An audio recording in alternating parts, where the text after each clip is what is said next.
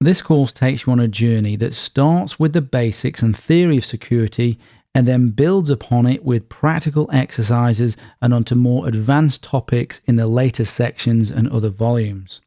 You have to know the basics so that you can make your own informed choices about security.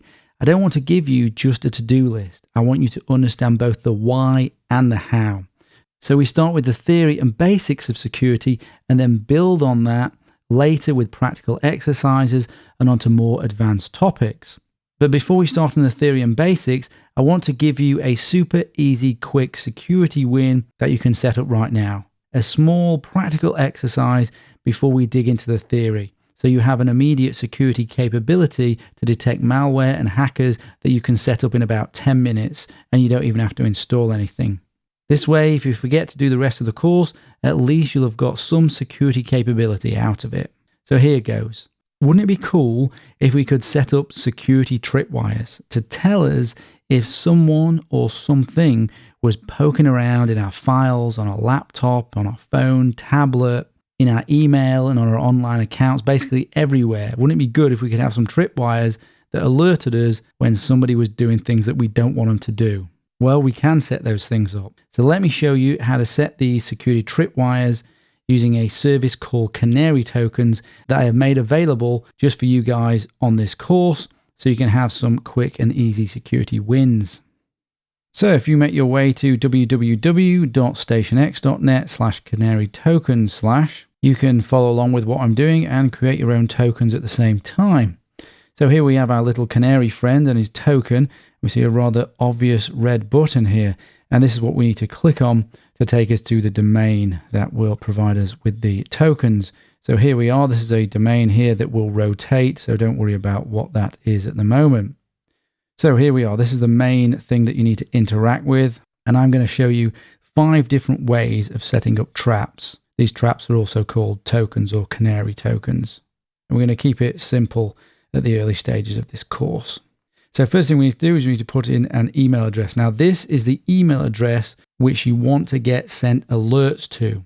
So this needs to be an email address that you monitor, i.e. it's like the email address that you have on your phone or something like that, so that you get notified immediately when there's a security problem. You don't want to set up a secondary email address that you never look at. That's pointless. It has to be an email address that you monitor. Even if you set up a new email address, as long as it's one that you monitor. So let me put one in here. So that's the email address I want to get sent alerts to. And then I need to put in here some sort of comment that lets me know which token, which trap has been triggered. So I'm going to put Word document in password folder on laptop. That's going to make more sense in a second. Ignore all this for now. Just have it on DNS and HTTPS and generate token. And if we go down here, the first one that I want you to look at is the MS Word token or trap.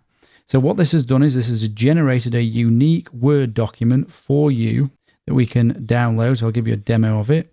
So we'll download that now. And if you see this here, this is the Word document that we've just downloaded. Now if I click on that, and that's just opened up there, you can see a little timer's going on there in the background. Now you see there, we've been alerted. Now, anytime anyone opens this document, you're going to get alerted. It's a little trap. And this little trap should work on most operating systems, most versions of Word. There's no 100% guarantee that it's going to work on every system and with every version of Word. So if it doesn't work for you, then try one of the other tokens that I'm going to show you in a second. So let me close that. Now I've created another example here. You can change the file name of this document, by the way, to anything that you like. Make it enticing for someone to click on. If I open this one a second, just open this fully. Now in this one, I put valuable and juicy information in it that a hacker or other type of threat would be interested in finding. PayPal, usernames and passwords, stock trading information, social media accounts, etc., etc. Those are the sort of things that a threat is going to be searching for. If he's on your laptop, your device, your phone, within your email, he's going to be searching for keywords. And if you want an idea of the sort of things that you want to put in these traps, then I've put some examples here. We can see personal information, financial information, file hosting accounts. And if we go further down here, I provided an example file. I don't want you just to copy this, but you can use it as just an example of the sort of information. You can see social security numbers, credit card details. I've put them in the right sorts of formats, Bitcoin wallet IDs. You get the idea. So we can imagine now a hacker was snooping around in an area that we've specifically put aside just for the hacker to find. And we've put in that Word document and he's now clicked on it. And this is the alert we get. So we know he's snooping around. And not only do we know he's snooping around, we know what he's doing because we've set up that comment there. And if we click here, we can look to see where he's come from. We can track him down. And this provides further information on how he triggered the alert. But what is important is that you react to the alert.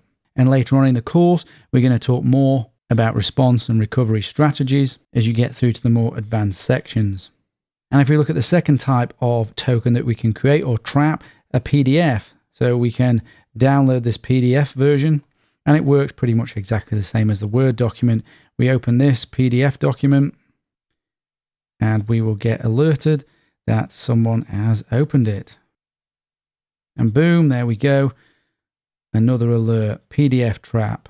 So I think you're getting the idea now. So you want to sprinkle as many of these tokens, these traps, throughout your laptop, your phone, your tablet, in your email, on your online accounts. So for example, you could put it in your Dropbox and maybe the staff at Dropbox are looking through your documents. They open the Word document, boom, you know someone's snooping in there. And as I say, they need to be interesting, enticing, and valuable. And you can get that sort of information from here. Now, let me show you another sneaky way of setting up a trap. Fake email of passwords number 1. Oh, by the way, if you put it on that one, you'll get more information in the alert about who the hacker was with this type of trap I'm about to set up now. So choose that one. So generate. And if we pop down here, we're going to go to web bugs.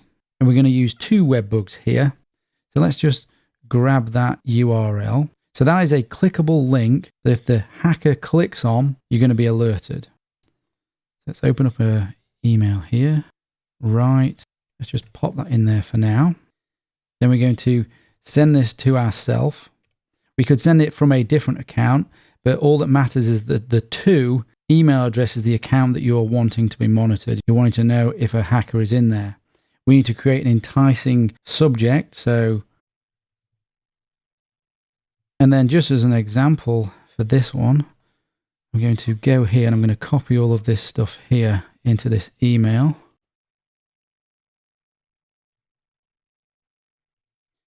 Obviously, you're going to put your own sort of information in here and things related to you. So you notice I've just taken that link there. Now I'm putting that link here. I can actually change this to anything that I want. After this, here, I can change this to whatever I want. So I can put login, if I want, .html. And see what I'm doing is I'm creating an enticement here by private file store, backup of everything, username and password. So if the person opens this email and then clicks on this link, it will trigger the alert. But we're going to do something even more tricky here because we want to definitely catch this hacker. So within Thunderbird, there is a feature by which you can insert a link to an image. Now, we don't want to attach an image. We want to insert a link to an image. So if we go on insert an image and we unclick this, so we don't want it to attach, we go on there and then we can put image.gif. And you see, we're already alerted. That's how quick this service is. And we do not want to use any alternative text. Add that there. And you'll see, you can't see that image because that is a 1x1 pixel invisible GIF. And let me show you how this works. So we're going to send that to ourselves. So there we go. That's our little trap there. Now we can choose to open it, leave it as an open email, or we can leave it as an unopened email. But no matter what, if someone's in our email and they're searching for whatever it is that they want to be searching for, maybe they're interested in PayPal accounts, well, there we go. That comes up. They're searching for bank information, credit card information. That's going to come up. And all they need to do is just open it They don't even need to click on a link. Boom. Caught them. You know they're poking around in there. But let's say that doesn't work for whatever reason. It should. Then there's still things like that to entice them. Click on that. Boom. Caught them again. Now, in order for us to have inserted that image, I went on this, insert image. Now, you may not have this functionality available in the email client that you use. It may not even be available to do this. But it doesn't matter. You can still download Thunderbird if you like. It's free. And just send an email or emails using Thunderbird just for this one task if you can't work out how to embed that invisible web bug into your email. So as I said, you want to sprinkle these tokens throughout your laptop, on your laptop, phone, tablet, in your email, in your accounts, make them enticing, make them valuable. And then when you get an alert, respond to that alert. And respond in the ways that I recommend throughout this course, changing your password and other such sort of things, disconnecting from the network. So there you go, that's your security quick win. Go ahead and set those up right now. You will have, after you set this up, better security detection capabilities than most companies do. You might not believe that if you're not in the security industry, but that is a sad and true analysis of the state of most organizations' detection capabilities. Just think of Edward Snowden. He was poking around in the NSA for months as an insider threat, and nothing like this alerted the NSA. Pretty crazy. Later on in the course, we will discuss Canary tokens at a more advanced level. When you get there, we'll understand more about how they work, and we'll understand about the importance of detection controls, which these are, versus preventative controls, which are used to stop the hacker getting in the first place. But preventative controls are very important. We use a defense in-depth approach, all of which we're going to go into. So hope that was fun. So now let's dig into the theory and the basics and start our journey into cybersecurity.